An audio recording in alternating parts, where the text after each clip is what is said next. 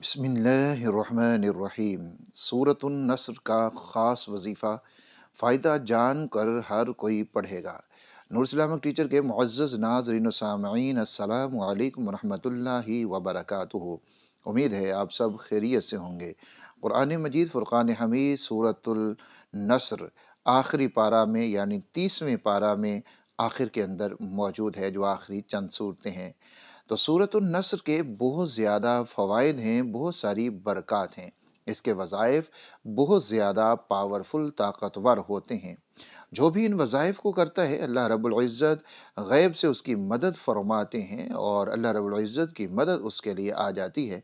उसके सारे बिगड़े हुए काम बनना शुरू हो जाते हैं। नाज़रीन इकराम, चंद एक फ़वाइद मैं इसको बता देता हूँ और उसके बाद आपको इसका तरीक़ाकार भी बताऊँगा कि आपने इसको पढ़ना कब है और किस तरीके से पढ़ना है। नाज़रीन इकराम, वो लोग जिनका अपना घर नहीं है और वो किराए के मकान में रहती हैं, वो अपना घर बनाना चाहते हैं, ये सूरत उनके लिए इंतहाई मुफ़ीद है। जॉब में प्रमोशन चाहिए, सूरत का अमल आपके लिए बहुत ज़्यादा फ़ायदेमंद साबित होगा। बहुत सारे अमराज ने घेर रखा है और शिफा नहीं मिल रही, अमराज से शिफा चाहिए, तो ये सूरत उनके लिए बहुत ज़्यादा फ़ायदेमंद है। इसी तरह पसंद की शादी किसी ने करनी है और या फिर मियाँ बीवी में बहुत ज़्यादा नाचाकी, लड़ाई झगड़े रहते हैं, तो उनके लिए भी मुफीद है मियाँ बीवी में मोहब्बत को कायम करने के लिए। और इसी तरह बेऔलाद जोड़ों के लिए ये सूरह मुबारका बहुत ज़्यादा फ़ायदेमंद साबित होती है। रोज़ी और रिज़्क़ के जितने भी मसाइल हैं, उन मसाइल के लिए ये सूरत बहुत ज़्यादा मुबारक होती है। और इसी तरह वो माँ-बाप जो अपनी औलाद के रिश्तों के हवाले से बहुत ज़्यादा परेशान होते हैं कि उनको मुनासिब रिश्ते नहीं मिल रहे, तो उनके लिए भी ये बहुत ज़्यादा मुफ़ीद है। लेकिन एक चीज़ का ज़रूर ख़्याल रखा करें, मैं अक्सर बात करता हूँ कि रिश्तों के एतबार से हमेशा आप ऐसा किया करें, रिश्तों के लिहाज से आप हमेशा दीन को, दीनदारी को, तक़वा, परहेज़गारी को तरजीह दिया करें। दुनियावी मामलात उसकी दूसरी जगह के ऊपर रखा करें। सिर्फ़ दुनियावी चीज़ों या दुनियावी सहूलतों या दुनियावी तरक्की की बुनियाद के ऊपर कभी भी रिश्ता कायम मत करें।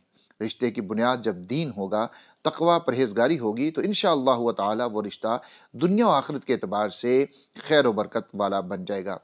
इसी तरह वो लोग जो हमेशा कहते हैं हमारे पूरे जिस्म में दर्द रहता है, वो भी इस सूरह मुबारका को पढ़ा करें। और इसी तरह अगर आप कोई मुकदमा कर चुके हैं और आप जायज़ अपना हक लेने के लिए आपने मुकदमा किया है, तो उस मुकदमा में कामयाबी के लिए आप इस सूरह मुबारका का अमल कीजिए। या फिर आपके ऊपर किसी ने झूठा मुकदमा कर रखा है, तो उससे भी हिफाजत के लिए आप इस सूरह मुबारका का अमल करें। घरेलू झगड़े, लड़ाइयाँ जो होती हैं, उनके लिए इसका वजीफ़ा बहुत ज़्यादा मुफ़ीद है। याद रखिए, ये लड़ाई, ये झगड़े, ये हमेशा तभी होते हैं जब हर कोई ये चाहता है कि मेरा हक मुझे मिले, लेकिन वो दूसरों का हक उनको देना नहीं चाहता। यानी अपना हक लेना सभी चाहते हैं, लेकिन दूसरों का हक देना नहीं चाहते। जब हर कोई मुसलमान, हर घर वाला जान लेगा कि मेरा मेरे ऊपर इसका क्या हक है या मेरे क्या हकूक़ हैं, उन सारी चीज़ों को जब जान समझ लेंगे, तो इंशाअल्लाह व ताला अक्सर झगड़े जो हैं वो इसी तरह ख़त्म हो जाएँगे।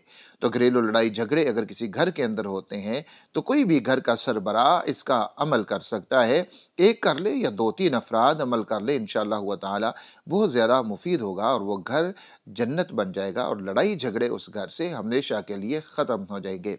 इसके साथ-साथ दिमागी जितने भी अमराज़ हैं, भूलना या फिर खामखा का गुस्सा आना या टेंशन में रहना या किसी तरह की कोई भी ज़हनी ऐसा मसला, दिमागी ऐसा मसला आ चुका है, तो उसके लिए भी ये सूरत का अमल बहुत ज़्यादा मुफ़ीद है। इसके साथ-साथ जितने भी मसाइल हैं आपके, ये तो मैंने चंद चीज़ें यहाँ पर लिखी हैं आपको बताने के लिए।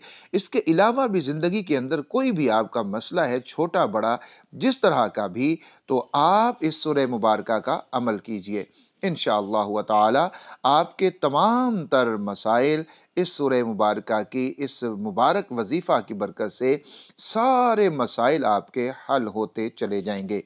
नाज़रीन इकराम, इसका पढ़ना किस तरह से है और इसका अमल करना किस तरह से है, उस बात को अब आप समझ लीजिए।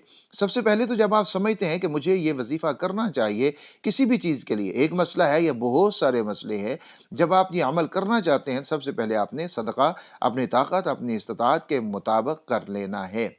اور جب آپ نے صدقہ کر لیا اس کے بعد آپ نے یہ وظیفہ روزانہ نماز عصر کے بعد کرنا ہے۔ یہ نماز عصر کے بعد آپ نے یہ عمل کرنا ہے۔ اور اگر آپ کوشش یہ کریں کہ نماز عصر کے بعد اور نماز مغرب سے پہلے، یعنی نماز عصر کے کوئی آدھا پونا گھنٹہ یا آدھا گھنٹے بعد اس عمل کو شروع کریں، تو یہ بہت ہی بہترین ٹائم ہوتا ہے اس عمل کے لیے، بلکہ دوسرے وظائف کے لیے بھی یہ ٹائم بہت اچھا ہوتا ہے۔ تو بہرحال اگر آپ اس وقت میں کر سکتے ہیں تو پھر بھی ٹھیک ہے، نماز عصر کے فوراً بعد کر سکتے ہیں پھر بھی ٹھیک ہے۔ لیکن اگر ایسا نہیں ہے، آپ کے پاس کوئی ایسا ٹائم نہیں کہ نماز عصر کے بعد آپ وظیفہ نہیں کر سکتے ہیں، تو پھر آپ اس وظیفہ کو کسی بھی وقت کسی بھی نماز کے بعد آپ متعین کر لیں، تو اس نماز کے بعد آپ نے پڑھنا ہے، لیکن ٹائم آپ نے ایک ہی رکھنا ہے۔ یہ نہیں کرنا کہ ایک دن عصر کے بعد پڑھ لیا اور دوسرے دن فجر کے بعد۔ ٹائم آپ کا ایک ہوگا، 41 دن آپ یہ عمل کریں گے اور سورۃ النصر کو آپ نے 41 مرتبہ ہی پڑھنا ہے۔ 41 دن عمل کرنا ہے اور 41 مرتبہ ہی آپ نے سورۃ النصر کو پڑھنا ہے، اور عصر کی نماز کے بعد پڑھیں، یہ سب سے بہترین ٹائم ہے، وگرنہ آپ کوئی بھی ٹائم اپنی سہولت کے مطابق اس کا رکھ سکتے ہیں۔ 41 دن 41 مرتبہ آپ نے اس کو پڑھنا ہے۔ اول آخر دروشی پڑھیے، اور جو بھی آپ کی حاجت ہے اس کو اپنے ذہن میں رکھتے ہوئے آپ نے اس کا عمل کرنا ہے انشاءاللہ تعالی۔ اللہ تعالیٰ کے فضل و کرم کے ساتھ جس بھی حاجت ضرورت کے لیے آپ اس کو کریں گے، اللہ رب العزت آپ کو ضرور اس میں کامیابی عطا فرمائیں گے انشاءاللہ تعالی۔ اور جب آپ کو اپنے مقصد میں کامیابی حاصل ہو جائے تو آپ نے پھر بھی آخر میں بھی آپ نے صدقہ کرنا ہے، جتنی بھی آپ کو طاقت، آپ کو استطاعت ہو۔ اللہ رب العزت میری اور آپ کی، ہم سب کی حاجات اور ضروریات کو اپنے غیب کے خزانوں سے ہمیشہ پورا فرماتا رہے، آمین یا رب العالمین۔